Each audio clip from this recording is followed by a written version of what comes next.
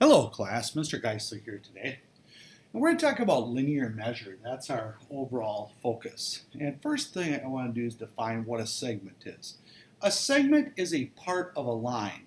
So it actually is finite. So if I think about there's a line, okay, that goes through this marker, okay? The marker is part of it. That's a segment. It has a finite length. It has endpoints. So every segment has endpoints. So we're going to find the measure of each segment up here, okay? So for example, I'm trying to find the distance from A to C. From A to B here is 4.9 centimeters. From B to C is 5.2 centimeters. So what should I do with these two numbers if I'm going to go from A to C? I'm going to add those together. So I'm going to take 4.9 and I'm going to add on 5.2. And when I do that, okay, and I can do this on my paper or I can do it on a calculator. 2 plus 9 is 11. Down to 1, carry the 1. 1 plus 5 is 6. Plus 4 is 10.1. So it's 10.1 centimeters long. Okay, that's how long it would be. Okay, let's look at this one.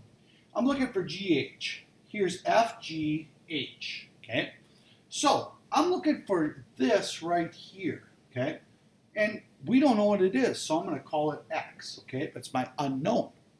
So in this case, I know the total distance is FH, right? Is 15, right? Now, how do I find GH? Well, this is 9.7. The total is 15. Could I just find it by finding the difference between these two? Absolutely.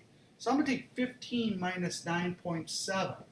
And when I do that, I can even think about this in terms of estimating. 15 minus 10 would be 5, and then it's 0.3. So it ends up being 5.3 centimeters long.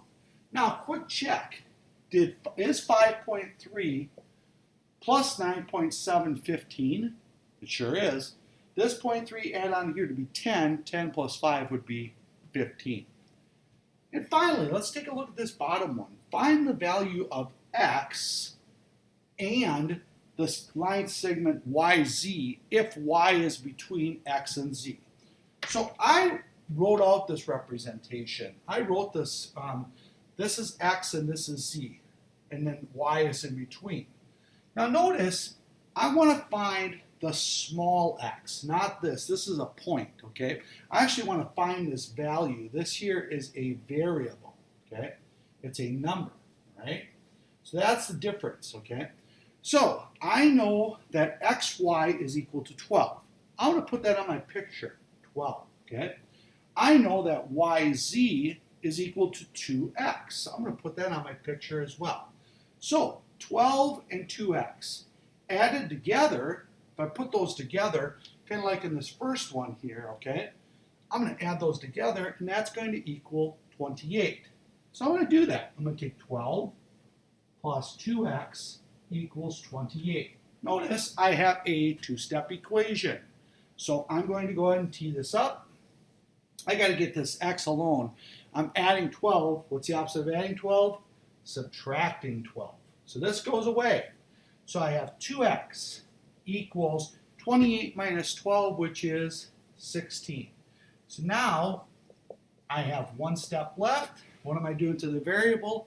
Multiplying by 2. What's the opposite of multiplying by 2? Dividing by 2. And when I divide by 2, x is equal to what? 16 divided by 2 would be 8. So I found x. That's 8. And now I want to find yz. How long is yz? Well, it's 2 times x, right? X is 8. So it's 2 times 8, which would equal 16. So xz, I'm sorry, oh, not xz, yz is equal to 16. So yz is equal to 16. The small x is equal to 8. And that is how we're going to find linear measures today using geometry.